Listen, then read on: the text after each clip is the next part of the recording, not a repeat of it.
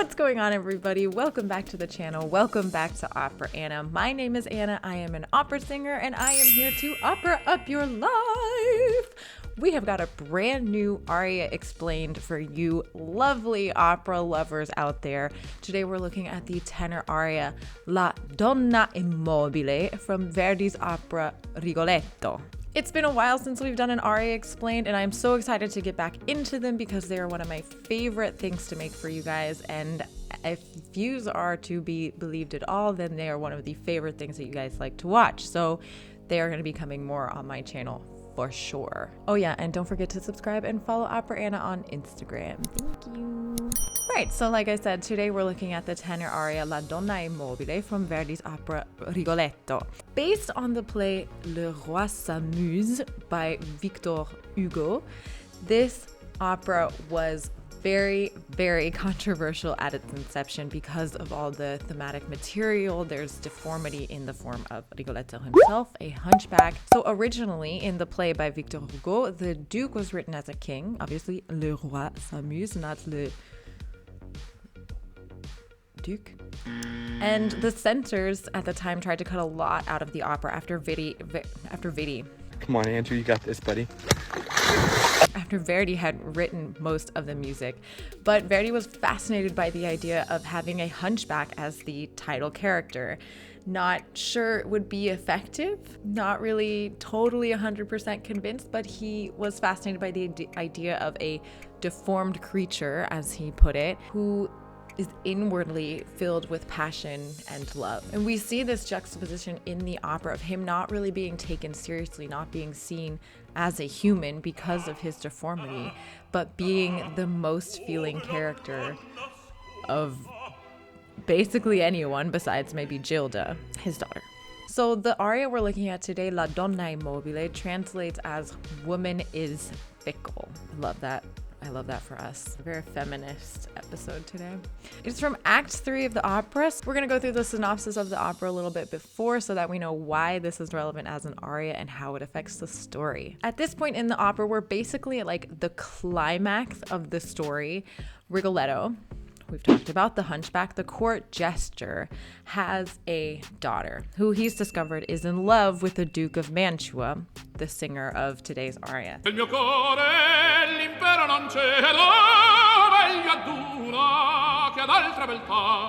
The Duke is famous for seducing basically everybody, basically everyone, which Rigoletto knows. And Gilda couldn't possibly know that because Rigoletto has kept her locked up in their house basically her entire life. We're not really sure why, but it probably has to do something with what's going to happen in the opera. So he never let her leave the house. We only have healthy relationships in opera. So early on in the opera, both Rigoletto and the Duke of Mantua are cursed by an old man at a party. And since that moment, basically just shit's been going down. Literally, Rigoletto and Gilda, his daughter, are planning to flee the city after Gilda has literally been kidnapped with the help of the unknowing Rigoletto. The people who kidnapped her tricked him into helping them, thinking that she was his mistress, because why would a jester, why would a court jester who's a hunchback have a daughter? Like, there's also no mention of the mom. There's not, that's just, so yeah, it's a whole thing. Poor Rigoletto, just all the unfortunateness. Gilda, after having been kidnapped and who knows what by the Duke in her kidnapping, he's trying to convince her that they need to leave, that they need to get the heck out, and the Duke is not a good guy because he's a player. Here's the scene in Act 3 that we are entering for La Donna Immobile. We've got Sparafucile, the assassin, who Rigoletto has come into contact with, hasn't hired yet. Big, gruffy bass, usually just like, and it's just perfect. Then the gorgeous sister of Sparafucile, Maddalena. Maddalena has lured the Duke to her house to, you know, do the dirty. And Rigoletto and Gilda are watching this scene unfold from like a crack in the wall, basically. The scene that Gilda is bearing secret witness to is the Duke of Mantua asking Sparafucile for a room and some wine. Now, if he were my brother and someone just asked him to get a room and some wine to like entertain me, they'd probably get punched straight in the mouth. Oh. But for Sparafucile, he's like, oh, what a fop. What a is the translation, whatever that means. What a guy. Such a guy. It's just locker room talk. Such a guy. Is that how you talk? Well, no, but I feel like he says. Is that like, how your dad talks? Well, no, but. Is that like your pastor talks? No, not necessarily. So who talks like that? So as Sparafucile is getting the wine for the Duke, I really can't. Gilda and the rest of us out here listen to the Duke of Mantua sing La Donna è mobile.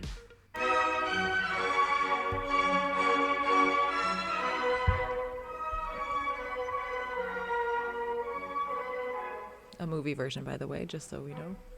La donna è mobile, qual piuma al vento, muta d'aceto e di pensiero. Oh my god. This guy is such a dick. I can't. Okay, so the first few lines are just so fun. So fun. Women are as fickle as a feather in the wind. In an instant, she changes her voice and her mind. Poor Gilda. Can you just imagine watching this unfold to the man that you claim to love and probably just gave your virginity to, and he's just preparing to seduce another girl like the same day? Maybe the next day, but still, it's not like, honey, he does not deserve you. No, ma'am. Bye, Felicia.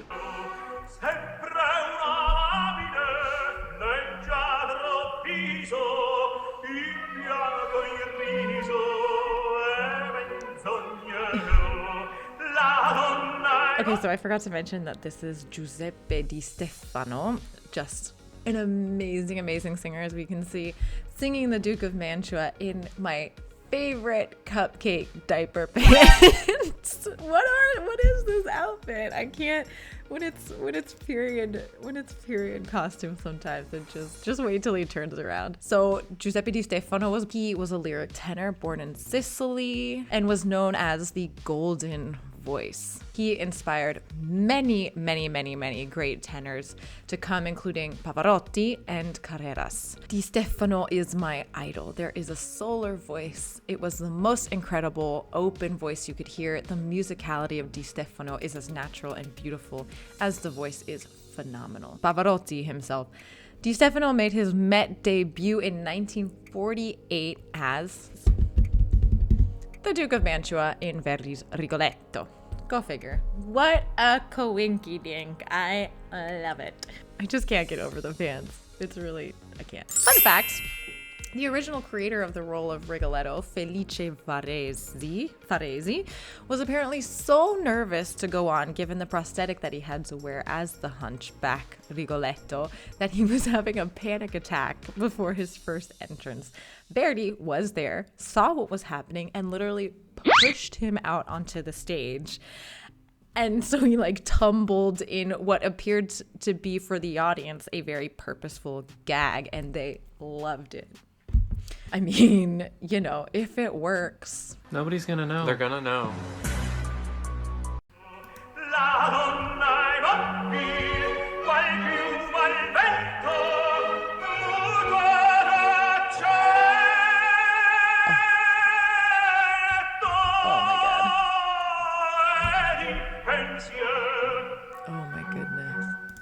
Wow. I mean, Jesus. The ring on his voice is unreal. That high note was crazy.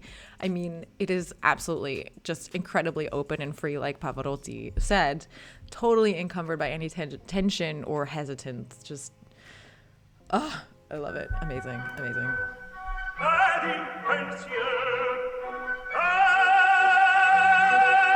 The pants.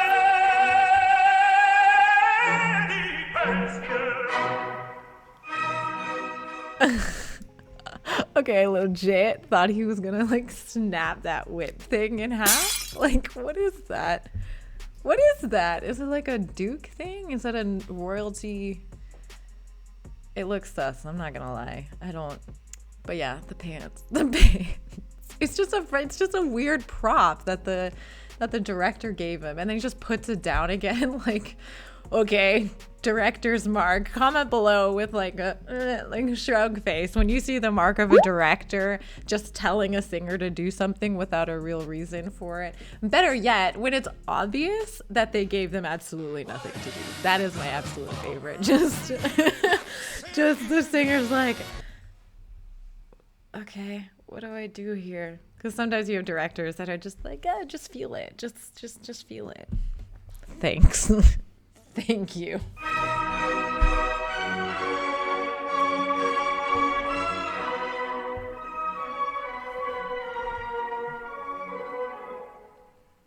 Okay, I'm sorry to stop again, but the Duke's canzone is in strophic form, which means that it repeats itself more or less. You can tell that this is the same theme that we had at the beginning. Strophe being similar to a verse in this case, like a pop song has different verses and in between a refrain type of thing.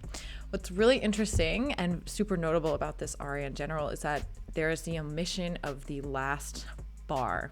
So there's just a bar of silence, and that gives it this awesome tension that pushes the aria forward. And in the last strophe to the ending cadence, it's then finally filled in, which is just, it's so clever. It's so clever, Verdi. Such a good, what a good composer. You should like compose more things.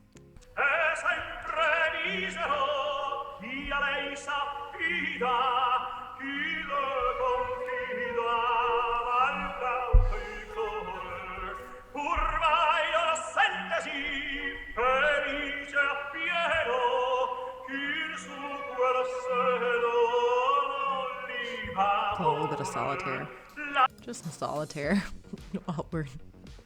while we're ragging on women right now. So a sort of interesting sentiment, I guess, if you read between the lines a little bit.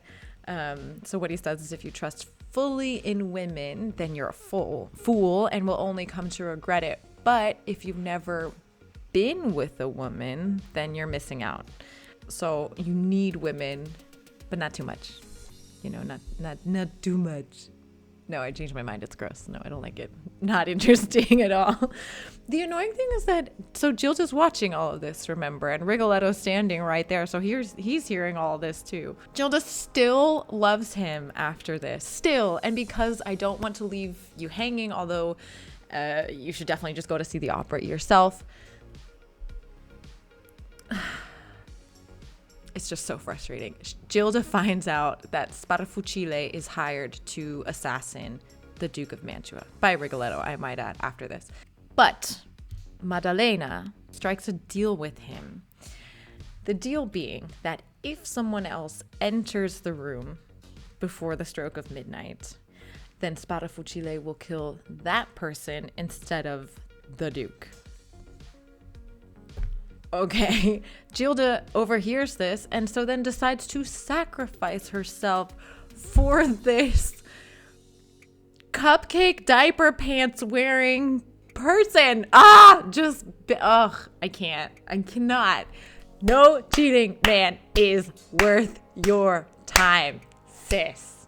Much less your life. We were on a break! I cannot.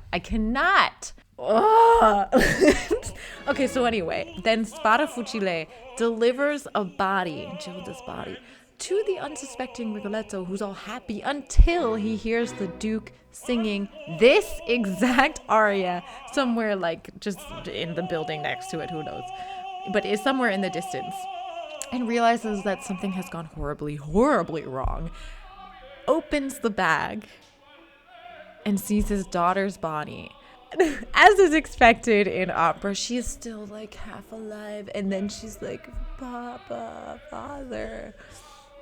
Oh, it takes such a turn. It's so dark, this opera. But let's finish up the aria, shall we?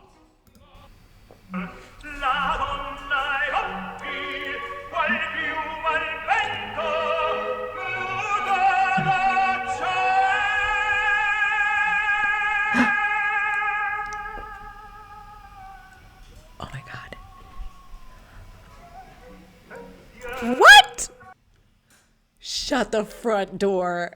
That diminuendo at the end of the phrase. Well, he's just like casually playing with cards. Like, how are you gonna do us like that, Di Stefano? No. He's just like, what is he doing? He's just, this is so director's mark. Just the cards, just in a line. Like, yeah, use the cards. It's like funny. Although it is interesting because in a way it's sort of mocking Rigoletto at the same time as mocking women, because he's a court jester, a joker would be on the cards. I didn't think of that. That's actually really cool, but like he could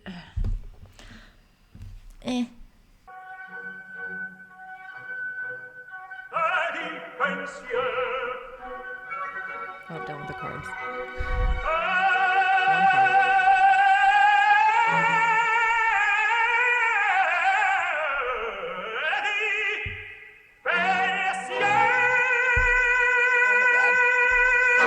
Oh, and he throws it at the end. Yes.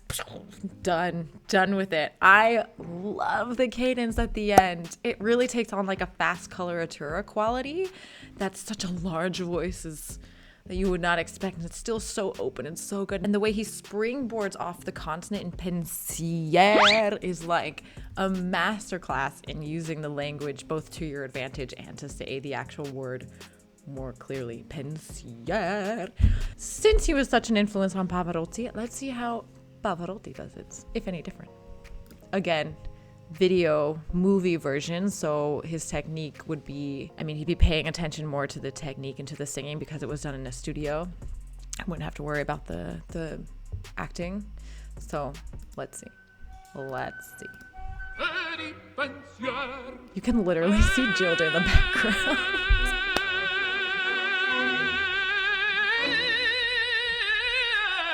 Oh, okay.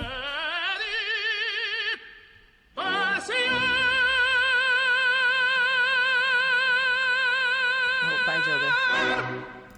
Wow. Okay, so you can hear the very obvious vowel modifications that Pavarotti uses to go through and above his passaggio, because it is such an open vowel that your voice is just going to be like, no, thank you, not doing that. Really interesting. You can just hear the influence that his open, bright sound, the open, bright sound of Di Stefano had on Pavarotti because of, I mean, Pavarotti is basically the person who we go to for like bright, forward, open vowels. Okay, one more. Jussi Björling.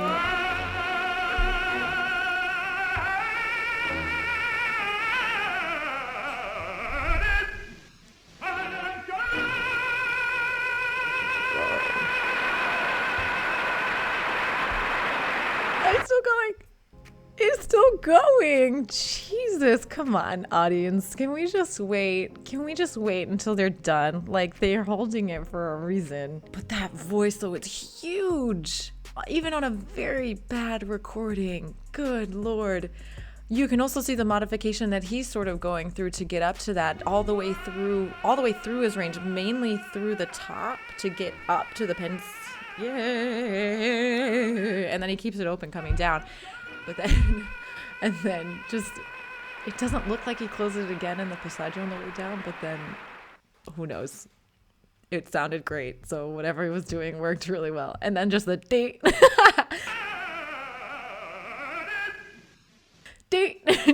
Just seems like, I'm not getting paid for this note. I'm getting paid for the next note. Move on. So that was La Donna è mobile from Verdi's Rigoletto, sung by Giuseppe di Stefano. I will link all of the videos that we looked at today down below in the description box. I hope you learned something a little bit about the aria, about the opera, and were able to opera up your life today. Thank you so much for joining me. Don't forget to like and subscribe, and also follow on Instagram. I will see you in the next one. Addio.